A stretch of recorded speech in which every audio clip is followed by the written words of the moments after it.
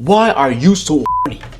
You are as sick as your secrets. You crave more connection from the world because you're always telling yourself you lack it. I will do it as much as I can until the end of this week, and then I'll finally quit. You start feeling a sense of shame, regret, disappointment in yourself, and that is extremely unhealthy. This does nothing but harm you and slow your progress down. I'm not gonna do it for the rest of my life. That is a lot. I can't do this. Slap myself as hard as I can. You have become a slave to freedom. Post-nut clarity. Leverage that and ask yourself. So remember, it's not about how many days you can hold your seed. It's about you being able to cure your brain from the spell it has been cast to. It's not the failures that define you, but how you respond to these failures. I used to, and a lot of people I know, put a pedestal on women. Now this might sound a little bit weird, but this is actually how a lot of people overcome this addiction. The brain is neuroplastic. Keep that vision in mind and let it protect you from these urges. You get to see women for what they really are. This is when you know you've overcome this addiction. This video has been 4 years in the making. I'm not joking, by the way. This is actually 4 years of wisdom all compressed into one single video. I truly believe that if you have enough attention span to reach the end of this video and take all that I gave you and apply them to your life, you will be able to overcome this addiction. I really want to help every single person who's struggling with this addiction, because I know how it feels to be stuck in that rut, and I do not want anyone in this world to struggle with it. Unfortunately, I won't be able to do that myself. I need you guys to help me out by liking this video so we can spread this message to the people who need it. I usually say, like this video if you find it helpful. This time I'm not saying that because I know what I'm sharing in this video is going to be helpful, because a lot of the insights I share in here could not be found anywhere else in the internet. And I know that because I used to watch these kinds of videos back when I was addicted. I have struggled in the past 4 years with a crippling addiction, but through that journey, I was determined to overcome it eventually. So I wrote down all my thoughts, all my realizations to my note-taking app called Obsidian. So around 2020-ish, April, May, I stumbled across something that I thought was harmless, but little did I know it would put me into a cycle that felt impossible to break. And I spent over a year trapped, continuously trying and failing. Up until October 15th, 2021. I was fed up. I tried so many ways, some failed, some worked, but on that day, I finally cracked the code. And for the first time, I managed to stay clean for over an entire year. And I thought, I'm free. I've overcome this addiction. But then 2023 rolls around and loneliness crept in with it. And before I knew it, I went back to my old habits. But throughout the journey, as I mentioned, I wrote so much thoughts, so much notes. I wrote over 10,000 words. And by the time 2024 arrives, I managed to crack the code one more time. And this time, I believe I fully cracked the code. And now my goal is to offer the wisdom that I learned throughout my 4-year journey of overcoming this addiction to you guys, because I truly believe that the world without PMO, specifically P, is a world that I would love to see. I will do anything in my abilities to help the world fight this addiction and erase it from our society. In my journey, I tried several ways to quit. Some were research-backed, others were just based on personal realizations, and I failed a lot, way too many times. But it was through these failures that I've learned so much about myself and that addiction. I really need you guys not to think of failing and relapsing as something that is a big failure, because it's not about how you fail. It's about how you react to the failures and what you do after the failure. Before we start, let me know in the comments, now or in the end of the video, what is the single biggest reason you would come back to PMO? I'll either provide some resources for you that can help you, or I'll provide some of my wisdom. But whatever it is, I promise you, I will respond. Let's briefly talk about the benefits. I will make another video for this probably, And there are way too many other videos that talk about the benefits and the harms. But let me share just some quick thoughts that I have right now. The main benefits is that you'll stop thinking from here, and you start thinking from here and from here. When you consume pee, this gets quiet. Your heart, in other ways, the love that you have for the world is no longer there. It dies out. You kill it by consuming pee. As I mentioned, you feel like a kid again. I don't know about your motivations for quitting pee, but at least for me, it was to bring back that brain that was able to focus clearly on things that I enjoyed. And I enjoyed a lot of things. Even things that are currently boring, I used to enjoy them. But because of pee, you end up not being able to focus and work and a lot of other bad things. And also, you get to see women for what they really are. Because I used to, and a lot of people I know, put a pedestal on women and think they're like, oh, they're the best thing. They're amazing. Thank God for Girls, a song by Weezer. But they're just women. Talk to them normally. Somehow, it's counterintuitive. The more you do it, the more you consume it, the more your brain thinks of it and keeps you horny.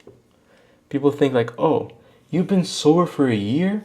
How? Aren't you extremely horny? I'm like, no. 1 year after you don't do it, it doesn't even cross your mind. So, as I mentioned, it does become easier over time.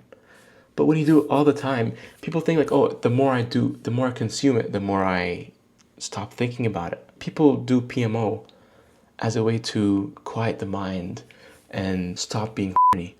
But it's exactly what causes you to be horny more and more until you start consuming these extreme fetishes and the dark side of pee, which just makes things worse for you. So dopamine and hormones work in mysterious ways, but in simple terms, you are never satisfied with what you have.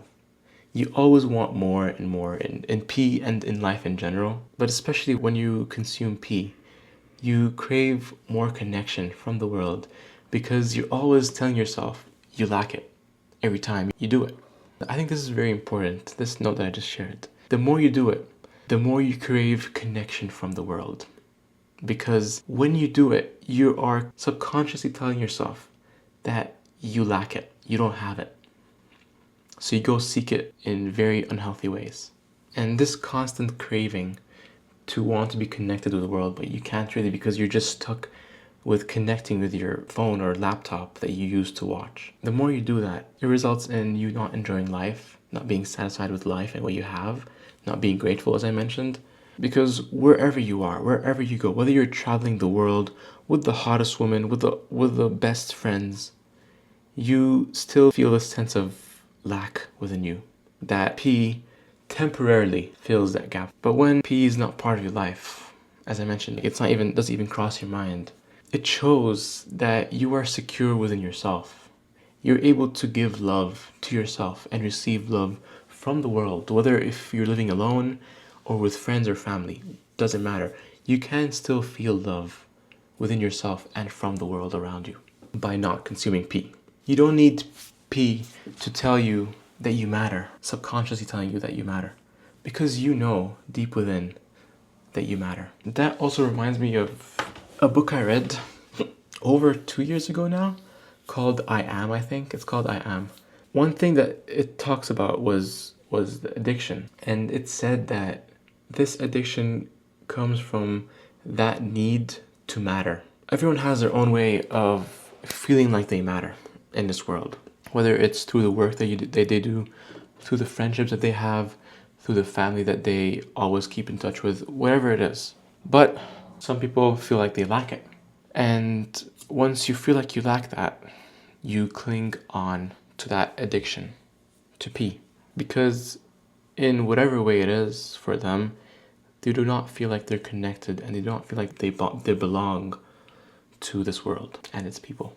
So they just cling on to things that make them feel like they belong temporarily. That's a whole nother video for another day because it's a very big topic. But I do have a small short video that's very beautiful, I'd say, that talks about the feeling of belongingness. So check it out if you find that interesting or you struggle with feeling like you belong somewhere. First off, you really have to understand what you want from yourself. Do you really want to quit it? Because what I've realized, sometimes I was in the middle. I want to quit. I also don't want to quit. I'm enjoying it. It's nice. I want to just do it for one more week, one more month. And then after that, I will quit. I'll be satisfied with it. Unfortunately, being in that middle where sometimes you feel like quitting, sometimes you don't, it is dangerous. And the reason is your motivation to sober up is not strong enough to stop you from relapsing. But then when you relapse, you start feeling a sense of shame, regret, disappointment in yourself, and that is extremely unhealthy. And it will not help you overcome this addiction. It will actually fuel it. It will make it worse. And you'll be stuck in another rabbit hole on top of your pee addiction. If that's you, you really need to spend some time to reflect on what you really want in life, your priorities in life. And also figure out, why are you going there? Why did you reach this point? One question that someone proposed to me was, the first time is unavoidable because the internet's filled with it. And at some point, a lot of us just landed in the wrong place and fell trapped to what the internet is filled with. But think and reflect on why you went and came back for a second time. What was your motivation? How are you feeling at that time that thought, I want to come back to this? This actually feels good. That's where you realize why you're stuck in this rut. And try to look back at every time you'd relapse. Think of the emotion you'd feel before giving in to the urge. Was it some emotion that you were trying to avoid feeling? These emotions are what you're struggling to deal with. And you're using pee as a way to silence these emotions and escape from reality. For me, for example, it was to stop feeling lonely back in 2023, or stress or boredom. You have nothing to do in your life, so why not? Let's just do it, it's fun. But then it becomes a bad habit. So this video will help you notice these whys and what is happening deep down within these whys that's causing you to continuously relapse. And I'll help you set up a structure, a strategy to fight against this addiction. So we'll start off by asking the question, why are you so horny? So there are a lot of factors that influence how easy it is for you to overcome that addiction. Some biological, some in your genes, in your DNA. I'm not going to talk about that. Sometimes the reason I would do it is because I would want to feel something. I wasn't horny for some naked woman or something, no. I just wanted to feel something. My life was boring in some way, and that was my motivation. I just wanted to feel something. And some other times my life would just be so stressful that I would consume it because I want to have this feeling of bliss, that there's nothing to worry about, and just relax and watch these beautiful, I don't want to talk more. You get what I mean. Because once you watch this thing, you get sucked into this universe that is not real and is extremely temporary. But unfortunately, we fail to realize that our problems and our stress won't just go away when you consume pee. It will just wait for you outside the door until you're done. And once you're done, it will just barge into you. It will be even stronger than how it was before you consumed it. I've noticed that it all starts with a trigger. And when that trigger happens, and you openly allow it to consume you, your whole body, your whole mind, your whole bottom, this is when you become susceptible to falling back to your old ways. And there are several reasons for it. So let's say you're scrolling through TikTok and then you see a good-looking woman that kind of triggers you. It turns you on in some way. You can either let go of that emotion and just move on, or you can let that thought, that trigger, seep into you and consume you. In the next section of the video, I'll show you how to redirect that energy, that trigger, into something more meaningful. So yeah, when we get that trigger, our default action is to follow this urge that comes because we're biologically and evolutionarily wired to do so. But This is where our emotional intelligence and conscientiousness comes into play. These are the things that usually tells us to think long term, think rationally. Is this really good for me or not? And this is what helps us to go against our biological instincts. But the thing is, sometimes our conscientious levels are drastically reduced. And this happens when we become vulnerable and weak. Our willpower, in other words, is drastically reduced, and you no longer are able to fight that urge. And there are several reasons you could reach that point. For example, my reasons where I would allow myself to get lazy for an overextended period of time, where I'm just scrolling through TikTok or just consuming cheap, mindless dopamine, whatever that would mean. It could be binge watching YouTube videos, because when you are in that state, your mind becomes susceptible to dopamine cravings, and you're more likely to follow these cravings, which in turn leads to a loss of control of your own behavior. And you see where that goes. If you can't control your behaviors and your thoughts, then your actions will lead you into doing these bad things that you don't want to do. Now, doom scrolling is just one example, and there are several pathways that would lead you into having a mental state where it's hard for you to think rationally. So I would like to ask you to take some time and think of what possible activities or bad habits you have that cause your sense of control and self-awareness to diminish. In the next part of the video, I will show you some actionable steps that you can take based on your response to this question. So keep watching for that. Another way triggers can consume you is when we let ourselves slip into state of purposelessness and neglect, which is slightly similar to self-awareness, but this operates at a more existential level. We'll talk more about the solutions to that problem later in the video. Now, after the trigger shows up at your door, you have a choice to neglect it or follow it, aka get consumed by it. I sometimes notice that the reason I follow a certain thought is because of freedom. Let me explain. You might think that freedom is good. I'm free to do whatever I want, and it's liberating, right? Heck, many individuals argue that freedom is a key characteristic in establishing a high quality life. And for sure, yes. But in this case, in our case, the fact that you're giving yourself the freedom to indulge in any thought, including these intrusive ones, is unfortunately harming you. You start by allowing yourself to have that thought, because you're free to have any thoughts you want. And thanks to the power of momentum, more on that later, and I do have a video on the power of momentum, but momentum is going to push you to continue with that thought, and as a result you will get the urge to do it. And now that freedom has taken over you, you see no reason to not do it, and at this point you have become a slave to freedom. Shout out Attack on Titan for this reference. Well, I recommend watching it instead of watching P. As you can see, that thought of you being free to do and think whatever you want is somewhat irrational, because it led me into being a slave to P. And being a slave is the complete opposite of being free.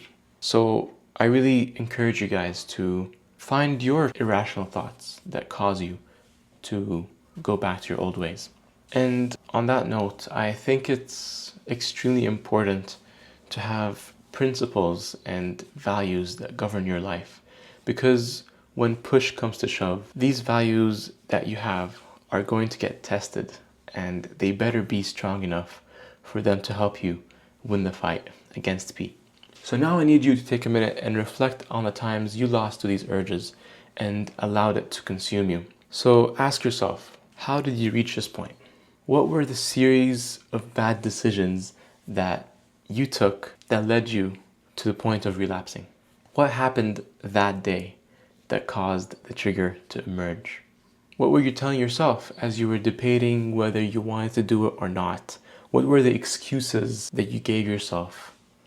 Did you tell yourself, oh, one more week, I'm feeling exhausted. I worked so hard. Let's just take a rest. Find these excuses and irrational thoughts, because in the next step, I will show you how you can fight these irrational thoughts.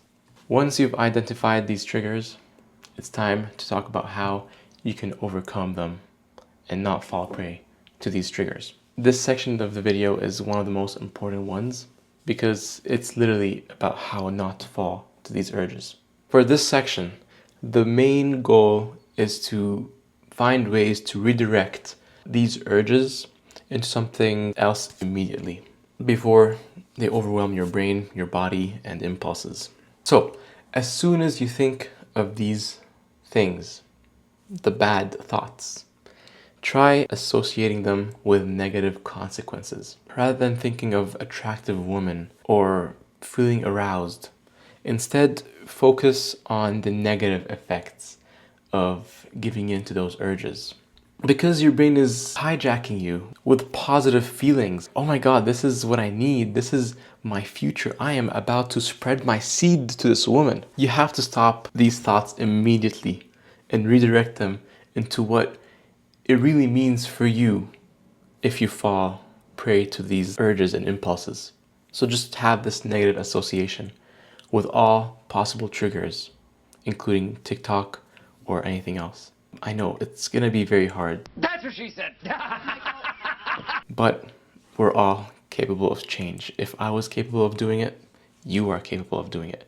And so is every other person. And you also have to just remind yourself that the brain is neuroplastic. That means it can change and mold into whatever you want it to be. Just like how your brain became destroyed thanks to pornography, you can build it up again.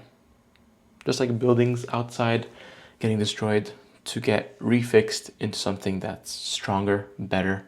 And there's this Japanese thingy where they use gold to support things. You just gotta remember that it's gonna take time and patience, but eventually you will notice change in your brain and how it functions. And that's when you know that you've made it. It's crucial to genuinely believe that you're capable of change. In other words, having a growth mindset. You have to believe that despite me being stuck in a rut right now, that doesn't mean I will be stuck in a rut in a year from now, or in a day or 2 days. So keep that vision in mind and let it protect you from these urges that creep up on you. I'm personally someone who believes in the power of visualizations to help you achieve things that are never done before for yourself. For instance, as I was writing the rough script for this video, I was envisioning someone thanking me in a year from now because they finally managed to overcome this horrible addiction. Well, the truthness of this depends on you guys. Will you guys help me reach the masses by liking this video? And also by being that person who manages to overcome this addiction in the next year. And as a result, you would message me telling me that you were able to overcome it. You better be that person. I'm looking forward for your message. On that note of trying new things like visualizations, I'd say give it a try. It might just help you. You have to be willing to experiment with different techniques and things, because if you're watching this video and if you've reached that point right now, that means you've failed a lot of times, and whatever you've been doing is not going to work. So give the methods that I'm providing you a try and see where that takes you. But now, one very essential insight that I had to help me overcome this addiction by redirecting this energy is to set rules for yourself. Think of it like programming, where you use if statements. Same thing in here. You make if statements for yourself and in some way make a promise to yourself, an oath to yourself that you will never break these if statements. And if you do break these if statements, then serious consequences should be taken. For example, if I start thinking of a naked woman, I slap my face.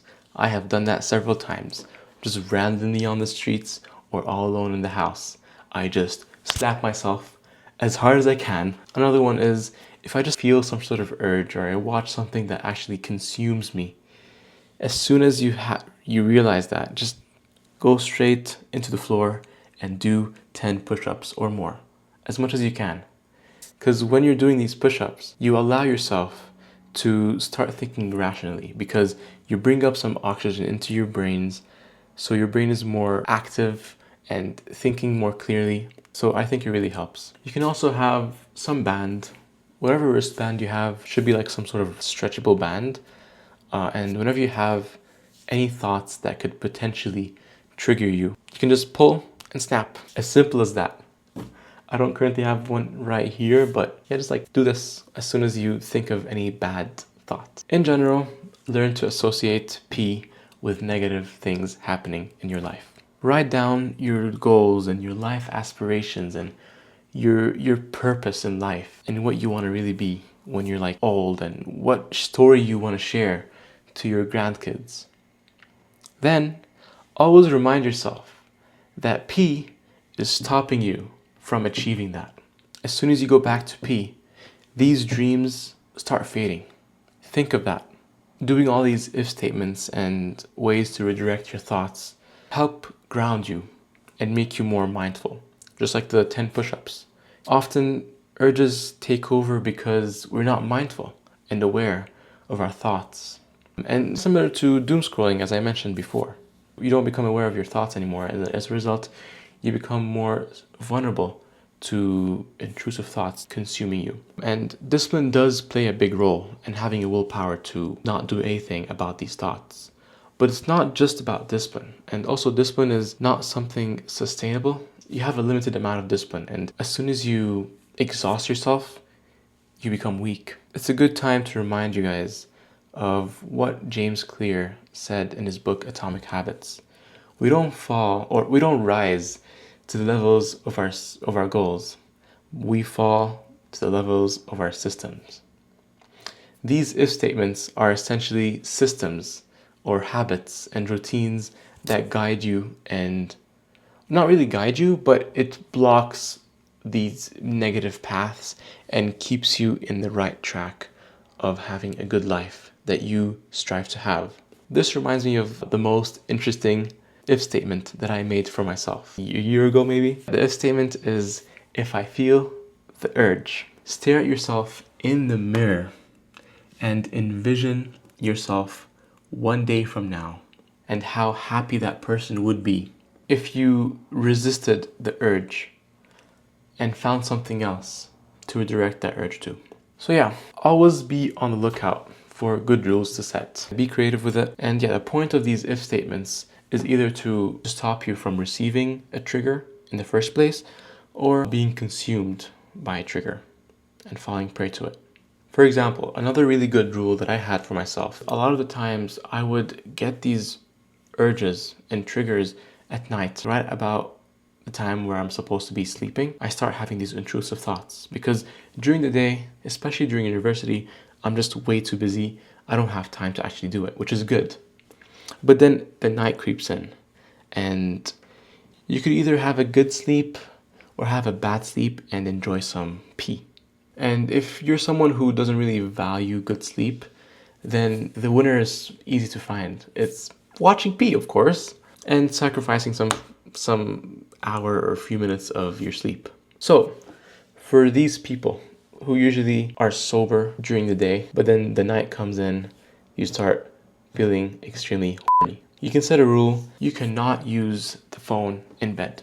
And if you really need to use the phone, it has to be in airplane mode or just no Wi-Fi basically, so that you don't have the ability to follow your urges and watch something before you sleep. Exercise these rules when you're sober and getting used to them so that whenever you start thinking of relapsing, you would have these rules already built. The more you resist breaking these rules, the easier it becomes in the future to continue following the rules you set for yourself. So basically, in other words, every day it gets a little easier. Yeah? But you gotta do it every day. That's the hard part. But it does get easier. Also, one note for my friends who procrastinate. You can use that to fight your pee addiction. Let me tell you how. So whenever you get this urge, I want to do it now, tell yourself in 5 minutes or in 10 minutes, whatever you want, or tomorrow. I'll do it tomorrow. What you notice is that a lot of the time you will no longer want to do it anyways. So what you can do is just keep delaying it until you no longer need it anymore. And as we mentioned before, Every day it gets a little easier. it's very hard to start, but it's the more you resist it tomorrow, every single time, eventually in a month or two, you wouldn't even want to do it anyways. Another thing, always have something to do throughout your day because pee feeds off boredom. It will take that 1 hour of free time in your day and just extract it and use it against you. So never have nothing to do. Always have a plan for something to do. Fill your schedule to the max. Make sure it's something that you actually want to do, not something daunting. Because if it is something daunting, then you're gonna go like, I'd rather do some pee instead of this horrible task. But I also know that you actually have to do some hard stuff in your life. So you just gotta have willpower to work on that hard thing. And maybe reward yourself, not with pee, but with something more meaningful, like a hangout with a friend or some snack, some sweet or some very fancy lunch. Find some, as I mentioned, be creative with these if statements. If I work hard, if I finish that chapter, if I memorize this, then I'll get to reward myself with blah, blah, blah. And also, regarding the sleep, always have a reason to look forward to the next day. Because if you don't have something to look forward to, you're gonna fall prey, as I mentioned, in the night. Also, in some way, it indirectly means that it's good to prioritize having good sleep when you're trying to quit pee. Because if you do not prioritize it, then you don't mind spending your sleep time on pee. So prioritize good sleep. You'll end up with more energy during the day and more mindful time, less intrusive thoughts, less chances of actually you falling prey to these bad habits that you had. Now, when it comes to addictions in general, the best way to overcome them isn't just by trying to fight it with willpower and discipline. Because as I mentioned, that dies out. You have limited capacity for that. Instead, it's about shifting your energy into something that's more meaningful, something that really sparks your interest. So I really encourage any one of you guys who is struggling with this to find some hobby or experiment with several hobbies and see what you really enjoy doing in life. Because when you have this thing that sparks your interest and gives you so much joy and allows you to be present and live in the moment, it really reduces the chances of you going back to doing it. And the reason I want you guys to explore different hobbies and find things that give you joy is because indirectly it will help you discover your purpose, which is the single biggest thing that personally helped me overcome my addiction. I talk more about that in a podcast episode I was in. Check it out. Could you let me know what you define purpose for yourself to be? You know how cars move uses fuel, right? I think for humans, what fuels us is purpose. That's what fuels me. Okay. That's what makes me wake up. That's what stops me from not going and injecting drugs in my hand and basically being a drug addict, because I'm being fueled by my purpose. That's what keeps me healthy. That's what keeps me wanting to live for a long time. I think that's what purpose is. The journey to actually find your purpose starts with actually noticing its importance, which is how it started for me. You first notice it's important, and then through that, you expose yourself and you open up yourself to be able to find your purpose. Another one, make it your identity. This idea came from the book also Atomic Habits, where the author encourages us to reframe the way we see our habits that we are trying to either make or break. Instead of saying, I'm trying to quit pee, instead say something like, I'm not someone who watches pee. And when you have this identity within you, we evolutionarily try to protect this identity that we have created for ourselves, whether it's just within you or whether it's by you sharing it with someone else. But it's much better if you actually are able to share it to someone. Whether it's just one person that you trust or 100 people. It's up to you. The more is better. In some way, by me sharing this video, making this video, I am making it my identity to never do it and be an expert in knowing how to not do it. So try to find ways where you are able to do the same thing for yourself. Talk to one person. This is actually how a lot of people overcome this addiction. It starts with sharing it to someone you trust. Whether it's your mom, your partner, your best friend. I think it all starts with you sharing it and just accepting it. Not being ashamed by it, because as I mentioned, that shame is just something that will continuously fuel this addiction and not turn it off. I don't think there's anything more powerful than having this sense of accountability that you get by sharing it to other people. So I would really suggest you guys to share your thoughts on pee. I know it's a very taboo topic and not a lot of people are willing to talk about it, but always be comfortable with talking about it.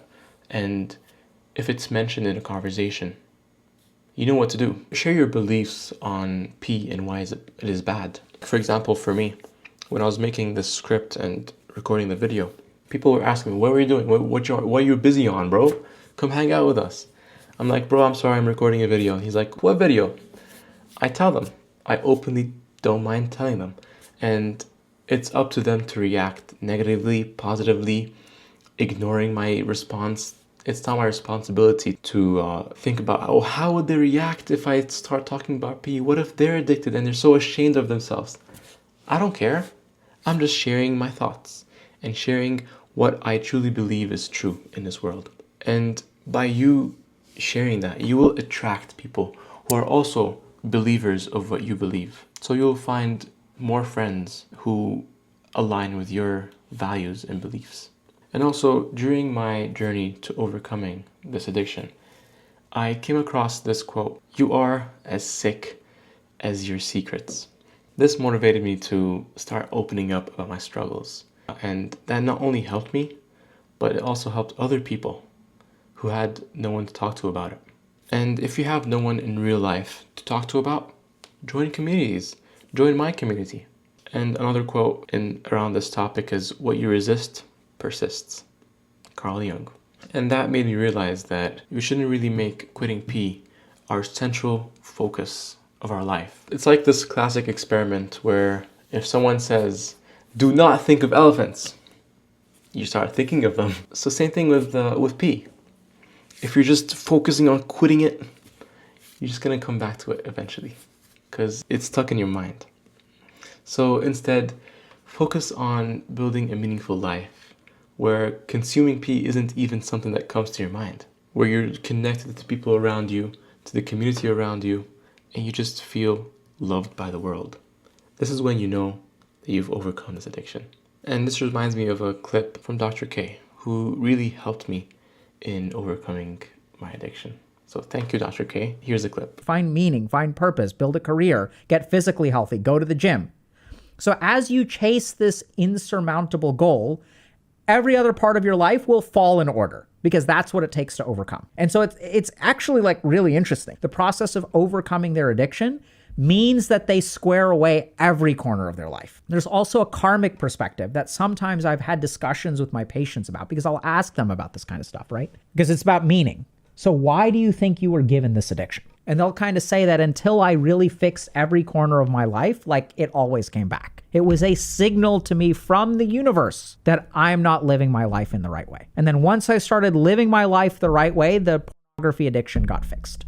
Literally, these are my patients' words, not mine. And that even if I did it 80%, I would relapse. So I needed to really give it 100%. And then they'll tell me the weirdest thing. Pornography addiction is the best thing that ever happened to me. And now I understand this because, and I'll ask them, well, what makes you feel that way? Help me understand how you arrived at that conclusion. And he's like, this has really made me realize what I appreciate about life and like how important these things are and like what kind of life I want to live, right? There's all this dopaminergic emotional regulation crap, which is a false life. It's not a real life. It's an empty life. And then in the process of getting rid of that, I've had to build relationships. I've had to be comfortable in my body. I've had to do all kinds of other things. Another great way to stop yourself in the last second from doing it is to place an object in the place where you usually do your thing. And that object should remind you of why you want to quit. It could be a sticky note with some meaningful words in there, a poster, or a picture of your mom. Yes, if having a picture of your mom in front of you in the place where you usually do the thing stops you, if that stops you, then put it there. I know it might feel disgusting and weird, but it's not as weird and disgusting as pee itself. So put it there and let it stop you. Or it could be whatever. Just be creative, as I mentioned, with it. And the goal of that is to snap you back into reality and remind you why you're trying to quit. I just remember something else. Make a Spotify or just a music playlist that has all the songs that mean a lot to you in whatever way. And the point is, just like how the idea of having objects in the place where you usually do the thing to stop you, same thing for the music. You play these songs, whenever you get the urge and start having these bad thoughts. They would help you ground your thoughts and make you think more rationally. One song that I really recommend you guys to listen to is Sing About Me, I'm Dying of Thirst by Kendrick Lamar. Honestly, the song's lyrics perfectly depicts what I was struggling with, which is dying of thirst. And in the song, he talks about how he was dying of thirst from his sexual desires. So it's very connected to our situation. Another one that I loved, and I still remember that day, after relapsing for the final time, I went to the shower and I played that song and I screamed the lyrics out loud because I was so confident that I was not going to do it again. The song is From Now On by Hugh Jackman, and it's a song from the soundtrack of The Greatest Showman. Good movie, even better music. I really recommend you to check out this song because the lyrics is very relatable to our situation. Let me show you a sneak peek. From now on, these eyes will not be blinded by the light. What's waiting till tomorrow starts tonight? It starts tonight. Let this promise in me start like an anthem in my heart. From now on. I'm getting chills just from singing it. It's so good. One thing that really helped me stop myself when push comes to shove was remembering that my last breath could happen at any single time. And I do not want it to be when I'm watching these devils in disguise. I wrote that note just a few days after I did it for the final time. It really is that powerful, just thinking about how death can happen at any moment. I can die in the camera right now. And I'll be proud of myself because I'm working towards sharing this meaningful information to the world so that the world can benefit from it and overcome this addiction. But if I die while watching these disgusting devils in disguise, I wouldn't know how that would feel, but if there was an afterlife, I would hate myself so much. So just remember that. This could be your last breath if you're doing it right now. Now this might sound a little bit weird, but there's nothing more weird and disgusting than watching pee. So, hear me out. Imagine the sight your family or your friends would see you in if you're dead at that moment. And imagine the reputation that you would have by being someone who died while doing it. It would not be good. And if you think it can help, keep that in your head before you consume that because you do not want to be dead while consuming it. I hope I did not traumatize you. But in these desperate situations, desperate actions have to be taken. And in some way, that led me to another thought, which is by you doing it, you're taking your life for granted. You're being ungrateful for everything that you have right now in this life. Whether you're a university student in this top university and you get to meet people, learn a lot of things from other people, from other professors, and just have such an amazing life that a lot of people wish to have. But then you just waste your time and you rot your brain by watching and consuming pee. There's nothing that emits ungratefulness more than this. you're kind of indirectly telling yourself, I have an extremely healthy brain, I am very smart, I can do amazing things and impact the world in so many ways, but I'm gonna spend the next hour rotting my brain. The final section is, are we recording? Yes, sir, we are. Okay, now we do have to talk about what you should do if you relapse, which sometimes it's inevitable, other times it isn't. But as I mentioned, it shouldn't really be seen as a failure. And let's just go straight into it. So, as I mentioned, if statements need to have consequences for them to be effective and actually something that you would follow, just like in programming, whether it's a small consequence or a big one. And these consequences could in some way be recursive. In some way it's be like a if, and inside that if you'd have another if. One example would be, if I land on a triggering content on TikTok, I will immediately block it and say, I'm not interested in this content. But if you fail to block that triggering content, I will do 30 push-ups or donate $10 to a charity I do not support. Notice how it's like a nested if statement. Another one is, if I see some triggering video, I just stop watching. But if I continue, I will delete TikTok for a week. I think you got the point. And one very horrible habit I had that got me to consume pee for way too long and way too much, more than I even wanted to do, was me trying to get a sense of closure by telling myself, okay, I will do it as much as I can until the end of this week, and then I'll finally quit. That does not work. Please do not try it. It will not work. Trust me. This does nothing but harm you and slow your progress down. And another bad habit that I had, in addition to this, is as soon as I relapse once, after one whole week of being clean, I immediately go back to my old habits, as if that whole 7 days that I was clean for meant nothing for me. I think a better way to look at it is, you survived for 7 days. You did not relapse for 7 days. And then you failed for 1 day. That's fine. Move on. Get a longer streak. After that 7 days, I'm pretty sure you did learn a lot of things about yourself. You did grow. So use that growth, use that lessons you learned, that wisdom you got from that 7 days into your next 7 days and longer. Think of it as a video game. You got 7 days first time, get a high score next time, go over 7. And then eventually you'll just max out the game and just not do it. So remember, it's not about how many days you can hold your seed. It's about you being able to cure your brain from the spell it has been cast to. You doing it once doesn't, it's fine. So as I mentioned, you relapsing 1 day after 7 days of being sober should not be seen as a failure. It's what you do after that one relapse. And that's what dictates what that one failure meant. Don't make it a big deal. Move on and learn from that mistake. There is some quote that says something along the lines of, it's not the failures that define you, but how you respond to these failures. One thing that helped me with overcoming that bad habit of 1 more week, I'll do as much as I can, and then I'll quit. I think it would be good for us people who think like that to approach P with an abundance mindset.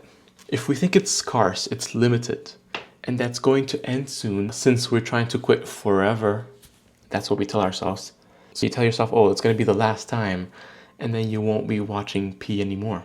Doesn't that kind of make you feel powerless? Just by thinking, I want to quit P right now, but I cannot quit P right now because this thing takes a lot of time. So you feel very hopeless. So a better goal to have for yourself is not, I need to quit right now and never do it again because I know it's so bad for me. I want to be over this right now. We all do. We all want to be over this addiction right here, right now. But unfortunately, it's not that simple. It's a long ass journey. I cannot believe I've been talking for over an hour. Over an hour, goddamn. Switch it to, I can survive and thrive in this world without it. This is your goal every single day, that you can survive without it. That's all you have to do. Survive right now. And eventually, with time and patience, as I mentioned, it will be gone. You reach a point where, oh my God, I feel so pure. I feel like a kid again. I felt that, and a lot of people felt the same thing. Just that feeling that you're a kid again. It's true. This shift in mindset allows for a more realistic and sustainable approach to change, focusing on being self-aware and improving gradually, growth mindset, rather than setting an all or nothing mindset that is eventually extremely hard to fulfill. Because every day you're faced with that pressure of, I'm not gonna do it for the rest of my life. That is a lot. I can't do this. But when you reframe the goal to today, I'm not doing it today. Because today, I can survive without it. That's easy. It's just one day. And as you've seen my reaction just thinking about it and speaking about it, how when I'm talking in the frame of the needing, you can see the stress in my face and anxiety. But when I'm talking in today, I don't want to do it. You know, you feel this calmness in me. Having that mindset of needing to quit forever right now puts so much pressure on the present moment. And as a result, it can lead to increased stress and anxiety, which as a result makes it even more challenging to break the habit. As I mentioned previously, negative associations. One way to help with that, if you just relapsed, is the punishment should happen immediately. Do not delay the punishment. Just like the classical conditioning thing. Whether it's because you broke a rule you set for yourself, or you actually full on started going back to your old ways, you need to punish yourself as soon as you did something that you did not want to do. I used to go on runs back when I used to dread them. I don't anymore, so I can't use them as a punishment anymore. Find your thing that you dread and connect that to if you relapse. So yeah, more questions. After relapsing, think, reflect, take some time when you have this post-nut clarity. Leverage that and ask yourself, what led to this point? What were the series of decisions that led me into doing it once again, despite me telling myself not to do it? Was it boredom? Was it stress?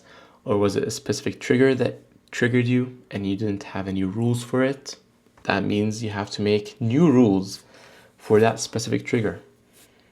In other ways, have a rule for every single trigger that you experience throughout your life. So you'll be covered basically. There you have an insurance policy where every trigger has some insurance that is gonna help you stay away from danger.